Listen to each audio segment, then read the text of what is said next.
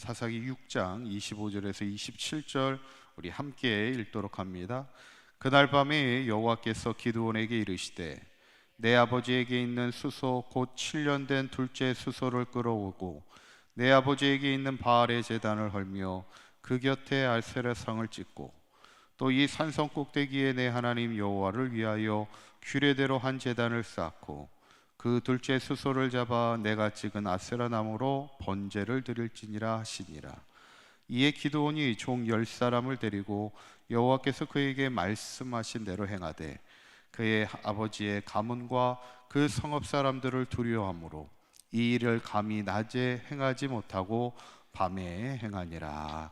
아멘. 할렐루야.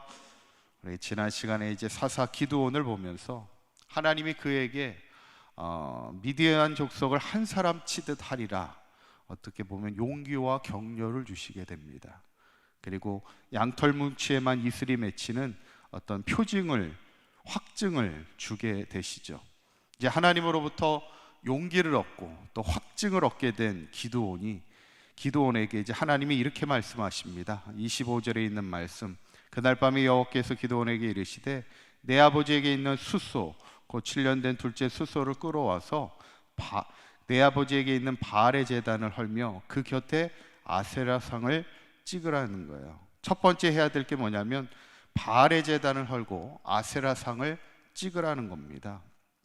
그만큼 그 당시에 이스라엘 민족 가운데는 바알의 제단이 있었다는 것, 그러니까 우상의 제단이 있었고 우상의 신들이 만연해 있음을 보게 될 때 하나님이 제일 먼저 이스라엘 백성에게 얘기하는 것은 그 우상을 먼저 제거하라는 것입니다. 그리고 그 다음에 26절에 있는 말씀을 보면 이제 번제를 드리라 이렇게 말씀해요. 여호와 하나님을 위하여 규례대로 한 제단을 쌓고 아세라를 찍은 나무로 번제를 드릴지니라 이렇게 말씀합니다. 이것은 이제 하나님을 향한 예배를 회복할 것을 말씀하고 있는 겁니다. 어쩌면 이것이 우선이라는 거예요. 이스라엘 백성을 미디안으로부터 구원하는 것도 중요하지만 그보다 먼저 앞서 행해야 될 것은 우리 안에 있는 세상의 우상과 죄를 먼저 제하라는 것이죠. 그리고 우리가 하나님을 향한 예배가 회복되는 것, 어떻게 보면 영적인 회복이 먼저라는 겁니다. 우리의 예배가 회복되고 우리의 영적인 삶이 회복될 때 그 다음에 하나님이 우리에게 구원의 은혜를 주신다는 겁니다. 그때 기드온이 어떻게 합니까? 27절에 있는 말씀을 보면 이렇게 이야기합니다. 한번 읽어볼까요? 시작. 이에 기드온이 종 10사람을 데리고 여호와께서 그에게 말씀하신 대로 행하되 그의 아버지의 가문과 그 성읍 사람들을 두려워하므로 이 일을 감히 낮에 행하지 못하고 밤에 행하였다, 이렇게 성경에 기록되어 있어요.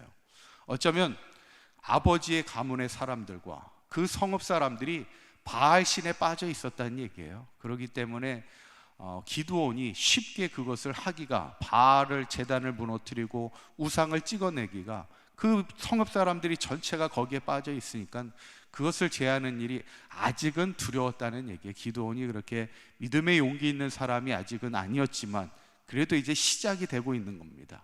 이제는 하나님의 말씀대로 행하기 시작하면서 다만 낮에 행하지 못하고 밤에 행하는, 아직은 완벽한 믿음의 용사는 아닐지라도 이제 서서히 하나님의 말씀으로 행하는 삶을 살아가게 된다는 것이죠. 어쩌면 신앙이라는 것이 물론 한 번에 확 변화가 돼서 믿음의 용기에 있는 삶, 어떤 믿음의 장성한 자의 삶으로 완전하게 한 번에 변화되면야 얼마나 좋겠습니까? 그런데 신앙이라는 게 이렇게 한 번에 이루어지는 건 아니죠.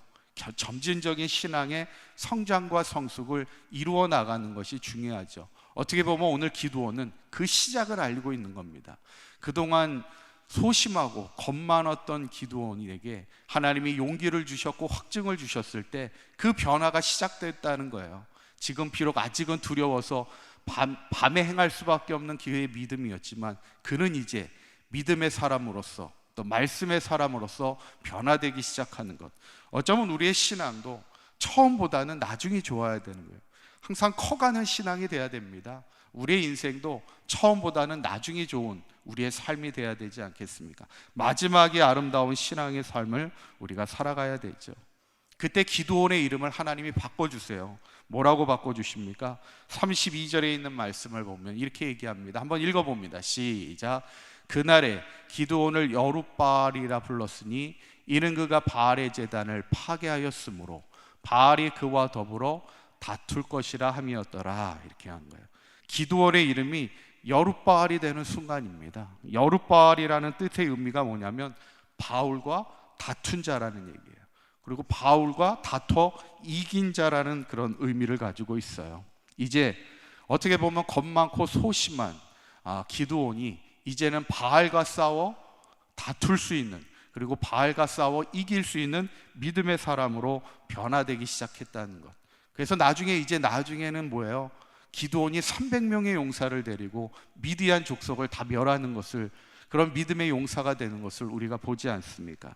저는 오늘 본문을 보면서 하나님은 이 겁 많고 소심했던 기드온을 여룻바알이 되게 하여 주셔서 하나님을 대적하던 우상과 죄를 다 멸하고 이제 하나님의 믿음의 용사가 되어 말씀의 사람으로 그 인생을 살아가는 것을 우리도 바라보면서, 저는 바라기는 우리 사강교회 모든 성도님들이 이 시대 여룻바알이 되어서 항상 내 안에 있는 우상이 뭔지, 우리 가운데 있는 우상과 죄가 무엇인지를 항상 제거하고 하나님의 말씀의 사람으로, 믿음의 사람으로, 용기의 사람으로 변화가 되어서 이 시대를 구원하며 이 땅에 하나님의 기쁨이 되는 삶을 살아가는 저와 여러분들이 이 시대의 여룻바알이 되시기를 주님의 이름으로 간절히 축원합니다. 기도하시겠습니다. 고맙고 감사하신 하나님, 오늘 기드온이 여룻바알이 되게 하신 하나님, 우리도 연약하고 부족할지라도 하나님의 손에 붙들릴 때 믿음의 사람으로, 용기의 사람으로, 말씀의 사람으로 날마다 성장하며 성숙하게 하여 주셔서 우리 안에 있는 세상의 죄와 우상을 무너뜨리게 하여 주시고 이 시대를 온전히 구원하는 귀한 믿음의 일꾼으로 쓰임받는 이 시대의 여룻바알이 되는 사강교회 모든 성도들 되게 하여 주시옵소서.